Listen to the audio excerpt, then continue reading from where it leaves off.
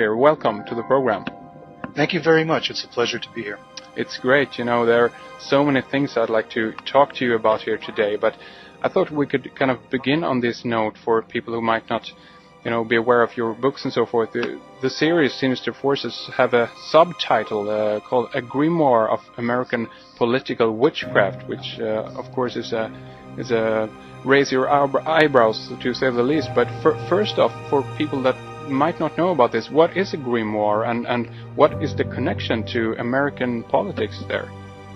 Well, a grimoire is a medieval name given to a magician's workbook or book of spells, spirits or demons.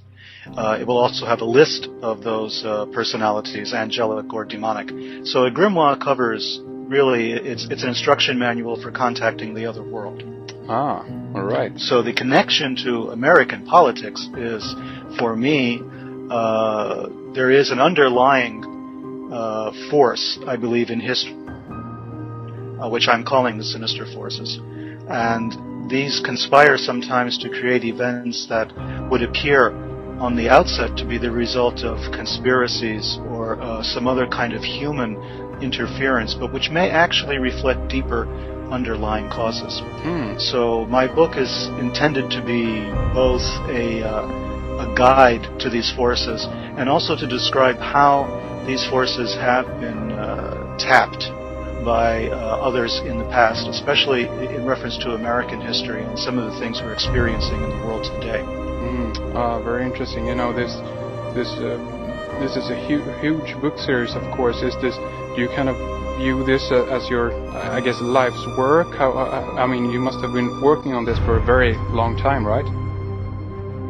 Yes, I began working on this back during the Watergate era, so that was back in 1975, roughly, when I became aware that some of the individuals who were making news during the Watergate investigation of President Nixon had also been involved in the Bay of Pigs invasion during the Kennedy administration and were suspected of being involved in the Kennedy assassination. When I saw the same individuals showing up, I began to ask myself, is this the result of direct conspiracy, or is there perhaps some other force at work? And this is what set me on this path of trying to understand both conspiracy and coincidence, and trying to find out, is there a connection between the two, or are these two parallel tracks? Charles Manson, a fascinating character, seems to be a huge part of American culture or subculture. You I guess go into quite a lot talking about Manson. What kind of is your connection to this man? Charles Manson represents for me the icon, if you will, of all of these forces and how they come together. I became fascinated with Charles Manson for a number of reasons. In the first place, he did not directly participate in any of the murders that bear his name. He was the inspiration for them. He was the ringleader, if you will, the commander who sent out his family to commit these crimes. But yet he himself did not participate. And I began to ask myself a lot of questions. Charles Manson is a rather unattractive individual in so many ways. Illiterate, spent most of his time in prison, and yet he did study the paranormal and the occult while in prison. He had studied Scientology, for instance, and claimed to be a Scientology clear, which basically puts him in the same neighborhood as Tom Cruise and John Travolta. Yeah. Which set me back right there. But then, as well, he had a coterie. He had a collection of young, attractive women around him who would then go and commit all of these horrible crimes. So I began to research his background. Where did he go to prison? Where did he grow up? What were the forces that operated on Charles Manson?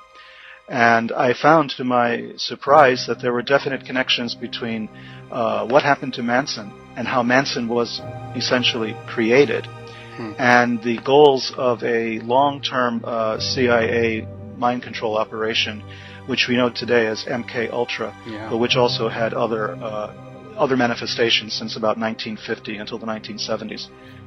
So I began to see to myself that Charles Manson seemed to represent an example, if you will, of the sinister forces that I'm writing about. So there's a thread of Charles Manson's mythology, you might say, and his methodology running through my 3-volume series.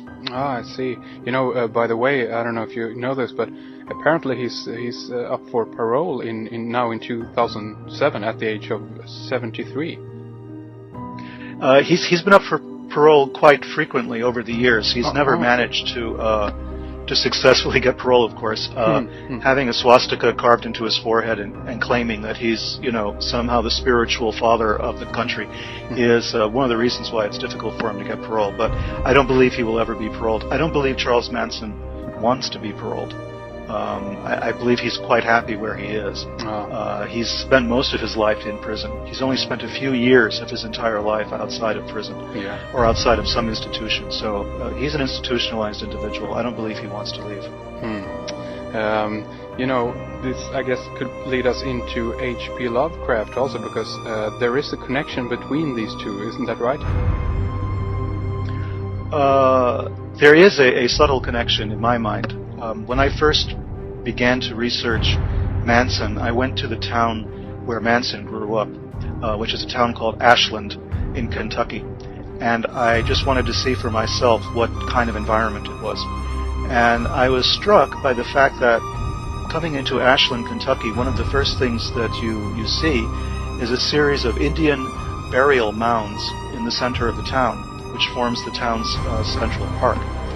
And I knew nothing of Indian burial mounds at the time. And I looked at these things and I wondered, what did they represent? And so I had to do a lot of research on ancient American prehistory before the arrival of the Europeans and tried to find out what these mounds represented. And they were quite often burial mounds, but they were also aligned astronomically. They were ritual mounds at times used for, much in the same way Stonehenge was thought to have been used, and built at around the same time or even earlier. So Lovecraft used to write a great deal about primitive societies living in America before the Europeans came. And even then he wrote about maybe Druidic ceremonies taking place, ancient European pagans visiting the shores of the New World and conducting all sorts of hideous sacrifices, according to Lovecraft. And I began to see there was a kind of connection. I mean, here's Charles Manson growing up in a town whose most predominant feature are these burial mounds. And I began to research those civilizations and to discover that Lovecraft actually, although perhaps not knowing it, was writing about something genuine. There were various strange rituals being performed in America back before the time of Columbus, and there were European visitors to America before the time of Columbus, and there were pagan sites that had been set up. So I felt there was a connection there, that maybe America is itself a kind of haunted house. That Manson is a kind of medium, for those forces. Wasn't it Manson that claimed that he was a reincarnation of H.P. Lovecraft? Or am I mistaken there? Well, I don't know. That's a very good question. Okay. I believe that Manson was born after Lovecraft's death, I believe. So it is, conceivable. Okay. He does seem to represent the forces that Lovecraft wrote about, for sure. Yeah, sure. I mean, Lovecraft talked, as you say, about the great old ones, and the. I mean, do you think that there could be kind of a evil spirit, that is or has been haunting America in that sense? Well, I think so. In a sense, I think so. I think America, in the last part of my trilogy, I talk about America as a kind of haunted house.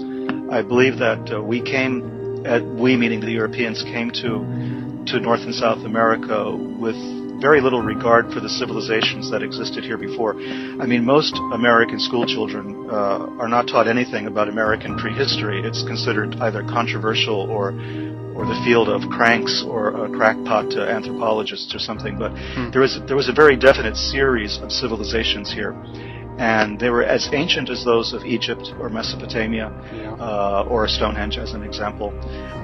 The fact that they didn't use stone for building materials means that most of their monuments have been overlooked or accidentally destroyed or deliberately destroyed. So people did not know that we actually are walking on land that tremendous ancient civilizations had occupied. And we don't know what happened here. And for some reason, we tend to build our prisons and our military installations on those sites that were the most prominent sites of the ancient civilizations. Every time you find a series of Indian burial mounds of any size, for some reason there's a penitentiary, a prison across the street or on top of it, or a military base, or in some cases a nuclear waste facility. And I always think to myself that these represent the most tense human habitations, military bases and prisons. And for some reason we choose to build them on the site of Indian burial mounds. So there is an unconscious realization of this in our filmmakers. For instance, in The Shining, the famous Stephen King novel, the Overlook Hotel is supposedly built on the site of an Indian burial mound. Yeah. In the movie Poltergeist, they're building housing tracts on the sites of Indian burial mounds. In the movie Identity that came out a couple of years ago, there are references to Indian burial mounds at the site of that famous motel where all of these murders are taking place.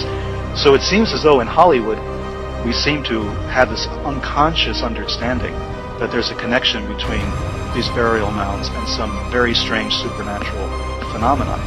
And Lovecraft wrote about this in the 1920s by saying that the artists would be the first ones to know what was going on and how these forces were coming into play in our life, in our consciousness. This is very interesting. I mean, we could go a number of avenues here, but one thing that comes to mind, of course, is regarding, I guess, what would you think about this being that an artist in that sense can actually more easily, I guess, tap into this, I guess, collective unconscious or whatever you want to call it? Or are we talking about individuals who actually, know what they're doing in this sense? Well, I believe that there was a conscious attempt to tap into these forces by our own government back beginning in 1950. And the thesis of my work is that when the U.S. government, both the Central Intelligence Agency but also the American military intelligence agencies, tried to unlock the secrets of the human mind in order to create the perfect assassin, or in order to defend our own people against Manchurian candidates, let's say. What they did was they tapped into those very forces that shamans, mystics, and magicians for thousands of years have tried to tap into as well. So our government in the United States was deliberately attempting to unlock the secrets of the mind, manipulate memory, and replace human will with the will of the state to make selective humans, instruments or robots, if you will, tools of a state agenda.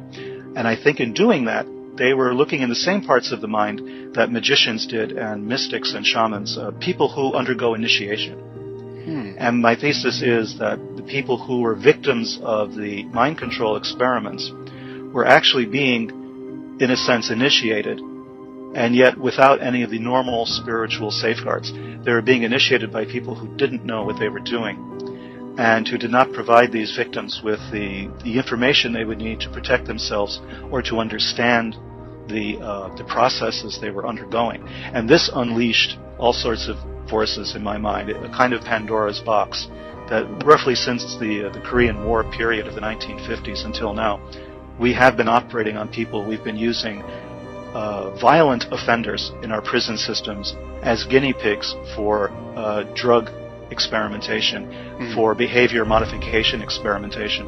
We've been using all sorts of people that whose identities we no longer know because all the documents were shredded by the CIA.